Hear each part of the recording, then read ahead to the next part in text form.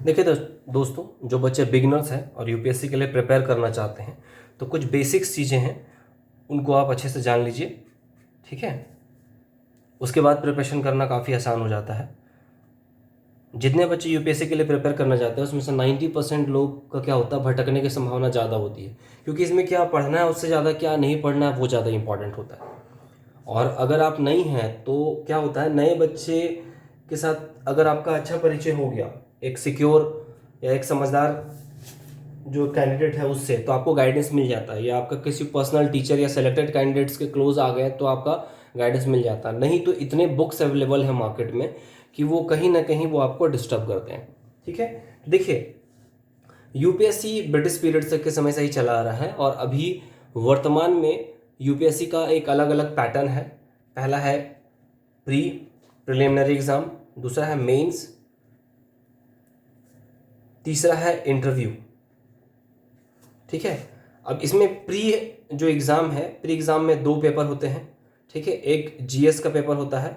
ठीक है, pre exam GS का पेपर होता है जिसमें कि आपका history, geography, polity, economy, current, ठीक है, इन्वायरमेंट और कुछ जो हाल के रिसर्चेज होते हैं उससे क्वेश्चंस आते हैं। ठीक है, दूसरा है आपका CSAT civil services aptitude test. ठीक है, जिसमें से 80 क्वेश्चंस इसमें रहते हैं और ये क्वालिफाइंग होता है।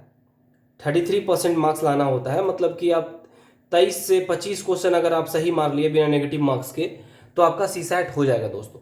ठीक है, कुल मिलाकर 66 मार्क्स ले आते हैं आप या फिर 70 मार्क्स ले आते हैं तो आपका सिलेक्शन कंफर्म है। लेकिन सी सैट का लेवल अभी कुछ आईआईटियंस भी कह रहे हैं कि सी सैट का लेवल को काफ़ी टफ किया जा चुका है। जो एक आईआईटी का बंदा है उसको भी पेपर सॉल्व करने में with in the time limit दिक्कतें हो रही हैं। ठीक है, ये क्वालिफाइंग था लेकिन इसका पेपर को टफ किया जा रहा है। अब I don't know the intention of the government. ठीक है, इसके पीछे क्या है या चाहे यूपीएससी का। अब ये और पेपर 1 जो होता है वो आपका 200 मार्क्स का होता है, 100 क्वेश्चन आएंगे इसमें। ठीक है, 100 क्वेश्चन। इसमें अभी जो एग्ज़ाम का डिफ़िकल्टी लेवल है उसके अनुसार अगर आप 50 क्वेश्चन टच कर देते हैं ना सही सही और नेगेटिव नहीं है तो आप 100% आप एग्ज़ाम में सेलेक्टेड है मेंस देने के लिए। ठीक है, तो ये आपका सी सैट हो गया और ऊपर वाला पोर्शन आपका जीएस हो गया। ठीक है, जीएस में आपको एंशियंट, मिडाइवल, मॉडर्न, हिस्ट्री में पढ़ना होगा। ज्योग्राफी में आपको पता है ह्यूमन ज्योग्राफी से क्वेश्चन आता है, फिजिकल ज्योग्राफी से क्वेश्चन आता है। पॉलिटी के लिए बुक एक है एम लक्ष्मीकांत, उससे क्वेश्चन लगभग बन जाते हैं।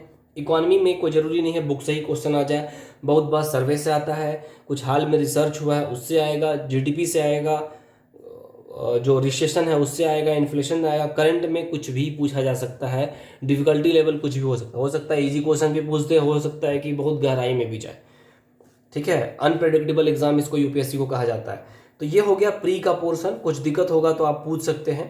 ठीक है, जो मेरा यूट्यूब चैनल है उसमें मेरा नंबर दिया गया है, लेकिन काम के लिए, फालतू के लिए, टाइम वेस्ट करने के लिए नहीं। जो सीरियस कैंडिडेट होंगे वही पूछेंगे। अब आते हैं मेंस में। ठीक है, मेंस में देखिए जीएस के 4 पेपर होते हैं। मेंस में जीएस के 4 पेपर होते हैं। ठीक है, पेपर 1, पेपर 2, पेपर 3, पेपर 4।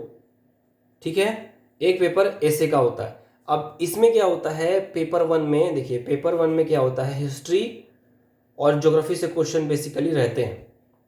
ठीक है, इंडियन ज्योग्राफी, वर्ल्ड ज्योग्राफी दोनों हो सकता है। हिस्ट्री में वर्ल्ड हिस्ट्री भी रहता है, इंडियन हिस्ट्री भी रहता है। एंशियंट, मेडाइवल, मॉडर्न, तीनों से चांसेस ज़्यादा होते हैं। तो इसमें लोग स्ट्रैटेजी क्या अपनाते हैं कि मॉडर्न प्रीलिम्स के सिलेबस में भी है और उसे क्वेश्चन ज़्यादा आने की संभावना रहती है। मैं फिर कह रहा हूँ संभावना, कंफर्म नहीं। यूपीएससी कई बार पैटर्न चेंज कर देती, कभी एंशियंट से ज़्यादा पूछ देगी, कभी मेडाइवल से, कभी मॉडर्न से, अपने मन की मालिक है। ठीक है, जैसे कि बीच जंगल में हाथी घुसा जाने के बाद किसी का नहीं सुनता है तो समझ जाइए वही यूपीएससी है। या फिर शेर घुसा जाने के बाद अपने आया किसी को नहीं पहचानता है तो वही यूपीएससी है। तो हिस्ट्री ज्योग्राफी है, जैसे जैसे आप पढ़ेंगे आप तो आप धीरे धीरे समझते चले जाएंगे। ठीक है, हिस्ट्री ज्योग्राफी। पेपर 2 में आपका आता है पॉलिटी।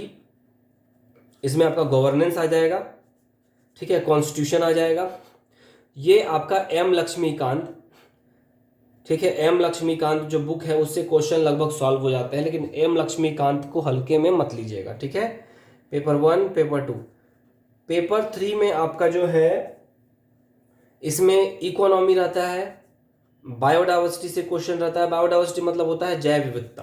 जैसे एक किसी एक क्षेत्र में बहुत सारी जैव विविधता का पाया जाना, बहुत सारे स्पीसीज का पाया जाना। तो जब किसी क्षेत्र में बहुत ज़्यादा बायोडाइवर्सिटी होती है, जैसे अमेजन फॉरेस्ट, ठीक है, उसके बाद हॉटस्पॉट है, ये सब चीज़ें। फिर है एक इंटरनल सिक्योरिटी। इंटरनल सिक्योरिटी किस लिए, देखिए अभी नॉर्थ ईस्ट में कई बार लफड़ा होते रहता है, कई दंगा हो गया है, ठीक है, कई नक्सली अटैक हो गया। तो इंटरनल सिक्योरिटी के बारे में पढ़ना होता है कि आप फोर्सेज जैसे कि कैसे डील कर सकती हैं। क्या मान लीजिए जैसे कि झारखंड का सरंडा जंगल है या फिर दिल्ली में हुआ, तो क्या हम लोग आर्मी डिप्लॉय कर सकते हैं? नहीं, आर्मी वो गठन किया गया है जब हम लोग का, जब विदेश से वॉर होता है, वॉर डिक्लेयर होता है, तो हर जगह आर्मी आप यूज़ नहीं कर सकते, क्योंकि उनको ट्रेंड किया जाता है दूसरे तरीके से।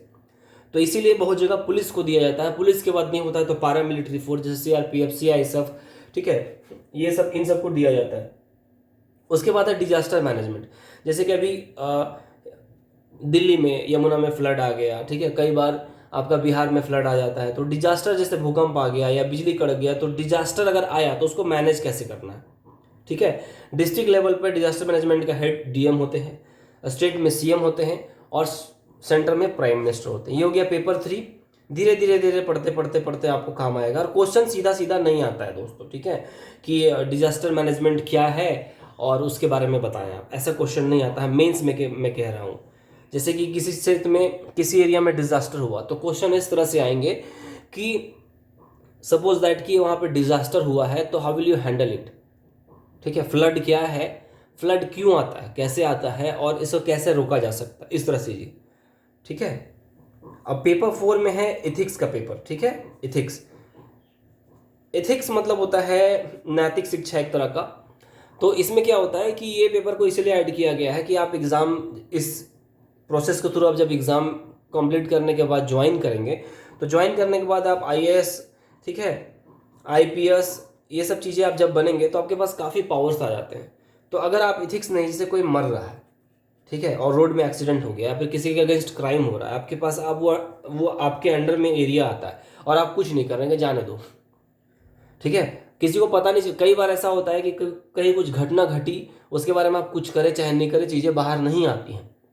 जो केसेस अभी मान लीजिए कि मर्डर के हैं, छेड़खानी के हैं, चेन स्नैचिंग के हैं, किडनैपिंग के हैं, ठीक है, ह्यूमन ट्रैफिकिंग के हैं, तो वो सब केसेस दर्ज हुई हैं इसीलिए। लेकिन इसके अलावा भी बहुत सारे प्रॉब्लम्स होते रहते हैं, ठीक है। तो ये 4 पेपर हो गए। अब एक एसे का पेपर होता है, ESSAY, एसे का पेपर, निबंध। निबंध में आप कुछ भी मतलब क्वेश्चन पूछ सकते हैं, कि जैसे कि कोई एक दोहा दे दिया गया, पाहन पूजे हरि मिले तो तू पूज पहाड़, ताते तो चाकी भली पीस खाए संसार।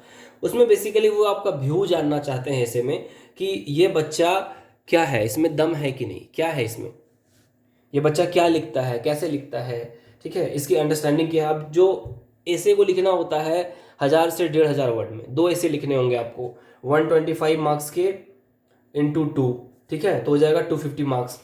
तो 2 ऐसे जब आप लिखेंगे, तो आप इंडस्ट्रीज़ के बारे में क्या सोचते हैं, गर्ल एजुकेशन के बारे में क्या सोचते हैं, तो 1000 वर्ड में ना आप जो होंगे अंदर से, आपकी क्वालिटी वो वहाँ पे बाहर आ जाएगी, समझ रहे हैं। अब आता है ऑप्शनल पेपर। ऑप्शनल पेपर, इसमें 2 रहेंगे, 125 इंटू 2, ठीक है। आप हिस्ट्री लीजिए, ज्योग्राफी लीजिए, पॉलिटिकल साइंस लीजिए, ठीक है, साइकोलॉजी लीजिए, जो भी है इस तरह से ऑप्शनल पेपर। फिर ऑप्शनल पेपर से क्वेश्चन सिर्फ ऑप्शनल से रहते हैं, उसमें करंट से कोई लेना देना, हिस्ट्री है तो सिर्फ हिस्ट्री से, ठीक है। ये सब चीज़ें हो गई। अब उसके बाद इन लोग पास करने के बाद आप होता है इंटरव्यू। इंटरव्यू होगा आपका 275 मार्क्स का। इंटरव्यू 275 मार्क्स का होगा। अब इन सबको प्रोसेस को पास करने के बाद ये टोटल मार्क्स हो जाता है 2025 का। अब एक बार बता दे रहा हूँ मैं, 2025 में जो 900 भी ले आते हैं टोटल, वो अच्छे खासे रैंक ले आते हैं, ठीक है। और 1000 जिनका आ गया उनका अच्छा खासा पोर्शन मिल जाता है। अब देखिए, बहुत लोग बोलते हैं सिर्फ ये आईएएस का एग्ज़ाम नहीं है, ये यूपीएससी का एग्ज़ाम है। इसमें क्या होता है, यूपीएससी का एग्ज़ाम है, ठीक है, यूपीएससी इसको कंडक्ट करती है। और इस एग्ज़ाम को पास करने के बाद जब आप ऊपर के अच्छे रैंक लेके आएंगे तो आपको आईएएस आईपीएस मिलेगा और आपसे प्रेफरेंस भी पूछा जाएगा। बहुत लोग आईएफएस, इंडियन फॉरेन सर्विस लेना चाहते हैं। अगर आपकी रैंकिंग 400 450 है और आप मतलब आप रिजर्वेशन कोटा में नहीं आते हैं, तो फिर क्या होगा, इंडियन पोस्टल सर्विस मिल गया, डिफेंस सर्विस मिल गया, रेलवे सर्विस मिल गया, ठीक है। तो तो आईएएस और आईपीएस लेने के लिए आईएएस लगभग 150 पोस्ट रहते हैं, लगभग 100, 150, 200, और आईपीएस रहते हैं 150 आसपास पोस्ट। मतलब आपको अंडर 300 रैंक या 250 रैंक आना होगा, तब जाके ये पोस्ट मिलती हैं। ठीक है, अगर आप रिजर्वेशन में है तो 400, 500 कोटा भी, अगर 400, 500 रैंक भी है तो भी आपका बात बन जाएगा। तो ये पूरा प्रोसेस है। इसके नेक्स्ट वीडियो में कौन कौन से बुक्स पढ़ सकते हैं आप, ठीक है। ज़्यादा भटकाव है, भटकाव से बचिएगा, सबसे बड़ी चीज़ इसमें, क्योंकि जब आप इसमें पढ़ना शुरू करेंगे तो इसका जो सिलेबस है उसी को पढ़ने में इतनी एनर्जी खत्म हो जाती है कि दूसरा पढ़ने के लिए आप टाइम देते हैं तो समझ जाइए कि आप सिलेक्शन से दूर जा रहे हैं धीरे धीरे। ठीक है, नेक्स्ट वीडियो में मैं बताऊंगा कि कौन कौन से बुक्स पढ़ने चाहिए। ठीक है, थैंक यू।